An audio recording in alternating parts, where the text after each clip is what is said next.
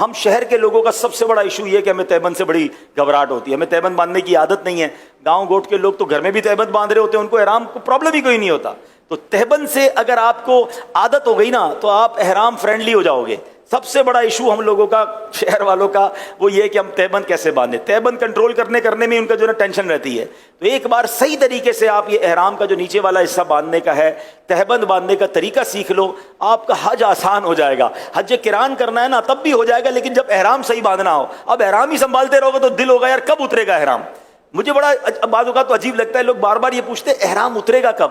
میں نے کہا پہلے روتے تھے احرام پہنوں گا کب، یا اللہ موقع دے میں احرام پہنوں. جیسے ہی احرام پہنا اب ٹینشن یہ اترے گا کب. ارے بھائی ریلیکس رہو، جلدی کس بات کی ہے. تو احرام صحیح باندھنا سیکھ جائیں گے تو آپ کو اس کی ٹینشن ختم ہو جائے گی. تو پہلے میں تہبند باندھنے کا آپ کو طریقہ بتا رہا ہوں. تو اب آپ نے پہلے تو چیک یہ کرنا ہے کہ یہ احرام میرے سائز کا بھی ہے کہ نہیں. تو اس کا طریقہ یہ کہ آپ نے اپنی ناف کے اوپر یہ والا بالکل کوئی بل نہ ہو رکھ کے چیک کر لیں کہ یہ آپ کے پیروں کے نیچے تک جا رہا ہے یا پیر تک ٹچ ہو رہا ہے. اس کا مطلب اس کا سائز ٹھیک ہے. ایسا نہ ہو کہ آپ ناف پہ رکھیں اور ابھی سے شروع سے ہی آپ کے ٹخنوں کے اوپر ہے تو یہ آپ کے لیے سائز تھوڑا ہے. چلے بسم اللہ الرحمن الرحیم. اچھا اب کرنا یہ ہے، یہ دونوں چادریں آپ نے اس کے کنارے ملا لینے، ٹھیک ہے، اور کوئی اس میں اوپر بل نہ رہے. ان دونوں کناروں کو آپ نے ملا لیا. اچھا اب اس طرف سے تھوڑا سا اس کو ٹائٹ کر لیں، جتنا ٹائٹ کرنا ہے آپ ٹائٹ کر لیں، ٹھیک ہے. اب ان دونوں کو واپس اپنے ہاتھوں سے یہاں پر لے آئیں. اب اس کے بعد دوبارہ جو ہے اس کو یہاں لے آئیں، یعنی اس کو فلیپ کر رہے ہیں آپ، ٹھیک ہے نا. اور اب آپ کی مرضی ہے ایک بار دو بار، کیونکہ احرام بھی بہتر ہے کہ ٹخنوں سے اوپر ہو، تو پھر تھوڑا اگر بڑا ہے تو 4 بار کر لیں. اب مثال کے طور پہ یہ میں نے اس کو 4 بار فولڈ دیا نا، اب یہ اتنا اچھا بندھا ہے کہ مجھے بیلٹ کی حاجت نہیں ہے، ٹھیک ہے.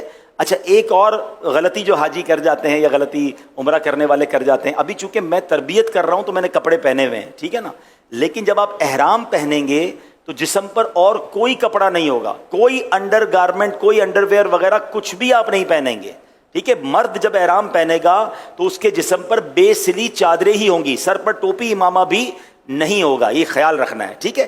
تو اب آپ نے جب یہ احرام پہنا نا تو اب ظاہر ہے اس کے نیچے تو کچھ بھی نہیں پہنا ہے. تو اب یہ جو فلیپنگ کی ہم نے، اس کو گھما کے جس طرح بنایا ہے نا، اس کا فائدہ یہ کہ اگر ہوا بھی آئی نا تیز تو یہ اگر اڑی بھی چادر تو آپ کی ستر، آپ کا جو جسم ہے وہ چھپا رہے گا، بے پردگی نہیں ہوگی. تو ہم نے احرام جب اس طرح باندھتے تو اس سے ایک تو چلنے میں بڑی آسانی رہتی ہے، دوسرا پردہ بھی رہتا ہے، تیسرا یہ کنٹرول بھی رہتا ہے. اچھا یہ میں نے سکھایا نا تو آپ مجھے شاید 50 سیکنڈ لگ گئے ہوں گے، 1 منٹ لگ گیا ہوگا، لیکن اگر میں خود باندھوں یا آپ کی پریکٹس ہو جائے گی تو 30 سیکنڈ میں بھی ہو جائے گا، پتہ بھی نہیں چلے گا. آپ کی عادت ایسی بن جائے گی کہ آپ بالکل آسانی سے باندھ لیں گے. اب بیلٹ نہ بھی پہنے تو احرام چلے گا. اچھا کچھ حاجی غلطی کیا کرتے ہیں، کیونکہ گھر میں تولیہ باندھنے کی عادت ہے نہانے کے بعد کچھ لوگوں کی، تو وہ احرام تولیے کی طرح باندھ لیتے ہیں، اب یوں باندھ رہے ہوتے ہیں. جب اب یوں احرام باندھ لو گے تو آپ تو اپنے آپ کو قید کر بیٹھے، اب تو آپ زیادہ چل بھی نہیں سکو گے اور پھر سنبھالتے رہو اس کو. تو یہ اس طرح نہ باندھیں.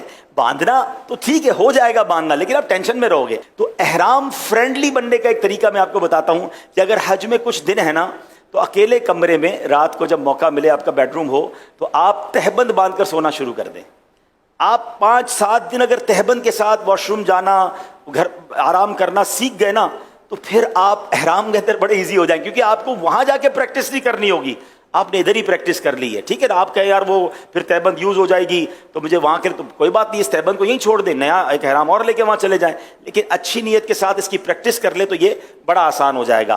اچھا اب بیلٹ کئی قسم کے آتے ہیں، لیکن اگر اس طرح کا بیلٹ جو ٹریولر بیک بیلٹ کہلاتا ہے جس میں جیب ہوتے ہیں، یہ بیلٹ بڑا آسان رہتا ہے. تو اس کو باندھنا بڑا آسان ہے، پیچھے اس کا کلپ ہوتا ہے اور اس میں آپ اپنا موبائل فون، اپنے ضروری کاغذات یا کوئی تھوڑے بہت پیسے بھی رکھ سکتے ہیں. اس میں بھی ایک مشورہ دوں گا کہ حج پر جا رہے ہیں تو 2 موبائل لے جائیں. اگر آپ کے پاس اسمارٹ فون یا قیمتی فون ہے تو اس کے ساتھ ایک چھوٹا فون بھی لے جائیں جو آپ حرم پاک میں جانے آنے کے لیے، مینا عرفات میں، دیگر جگہوں پر آپ کے پاس وہ بھی فون ہو، کیونکہ بعض اوقات بیلٹ میں لوگ رکھتے ہیں اور بیلٹ اٹھا کر رکھ دیتے ہیں کہیں وضو خانے پہ اور قیمتی فون بھی چلا جاتا ہے، یا اپنے پورے سفر کی ساری کرنسی اسی بیلٹ میں رکھتے ہیں.